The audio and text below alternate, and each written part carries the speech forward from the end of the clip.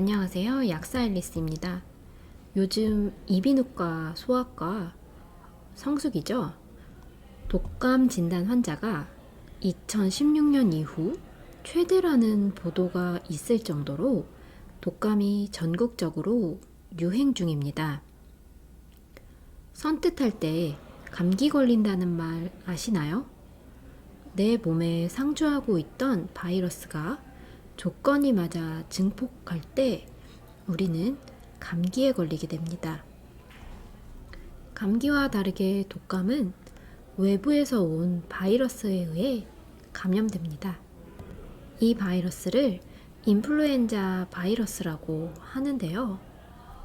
독감은 외부에서 온 바이러스이기 때문에 예방주사도 치료제도 사용이 가능합니다. 독감은 외부 바이러스에 의한 감염이기 때문에 본인의 면역력과 기초 체력이 중요해요.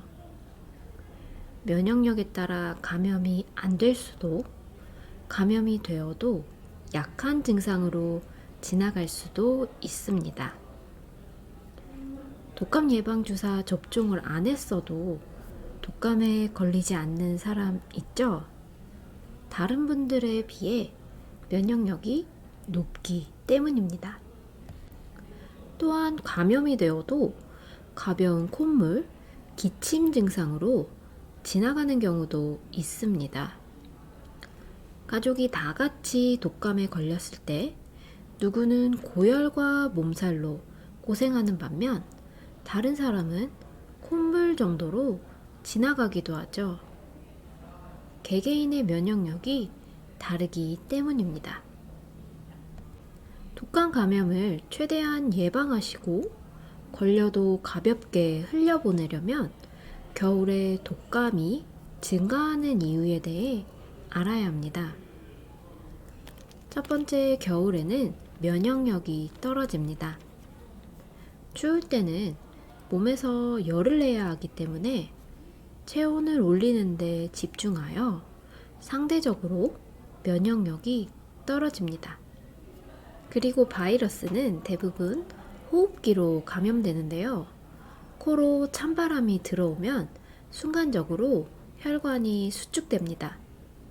혈액에서 면역세포가 공급돼야 하는데 혈관이 수축되면서 코 점막에 도달하는 면역세포 숫자가 적어지면 면역력이 떨어지는 것입니다. 운이 나쁜 경우 이렇게 감염이 진행됩니다. 감기 걸린 사람을 만난 적도 없는데 순간적으로 춥거나 어린아이들이 많이 울고 난 뒤에 감기에 걸리는 것은 이런 이유 때문입니다. 마스크를 해서 코로 들어오는 공기의 온도를 일정하게 유지한다면 면역력 유지에 도움이 됩니다. 두 번째, 겨울에는 코 점막이 건조해집니다. 겨울에는 피부가 건조해짐과 동시에 코 점막도 건조해지는데요. 코 점막은 공기로 들어온 바이러스나 세균을 걸러내는 역할을 합니다. 코 점막에서 끈끈한 점액이 분비되어 병원균을 잡아내는데 점막이 건조해지면 바이러스를 잡아내는 능력이 떨어져 병원균이 쉽게 자리 잡고 감염됩니다.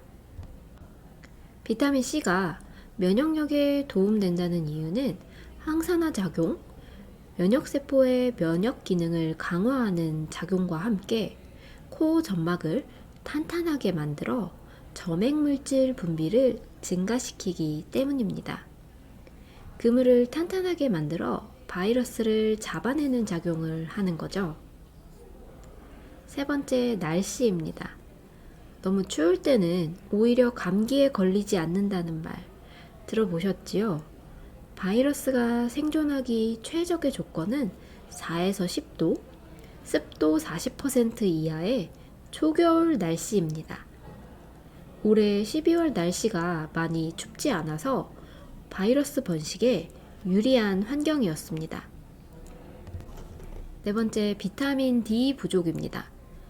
비타민 D는 병원균을 공격하는 호중구 대식세포의 기능을 강화하는 작용으로 면역력을 높이는데요. 겨울철 일조량 감소로 비타민 D가 부족하게 되면 면역력이 낮아지는 경향이 있습니다. 비타민 D 보충제를 복용한 그룹에서 독감 감염이 낮았다는 연구 결과가 있습니다. 실내에서 주로 생활하시는 분들 중 면역력 저하가 걱정되시는 분들은 비타민 D 복용을 고려해 보세요. 저희 아이 유행에 뒤처지지 않아요. A형 독감을 집에 데려왔습니다. 아이는 39도 넘게 열이 났고요. 온몸에 근육통이 생겨 학교는 당연히 못 가고 엄청 힘들어 했습니다. 감기 몸살이라고 하죠.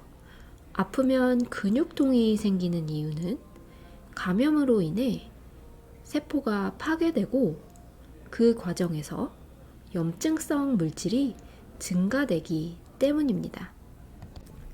전신에 근육통이 생기면서 아팠던 부분의 통증이 더 심해지기도 해요. 허리 디스크가 있으셨던 분들은 허리 통증이, 무릎 관절염이 있으셨던 분들은 무릎이 더 아파집니다. 누구는 독감에 걸려서 고열 몸살이 심했다고 하고 어떤 이는 열이 없이 지나갔다고 하듯 증상이 다 다른 것은 감염 전에 체내 염증 상태에 따라 달라집니다.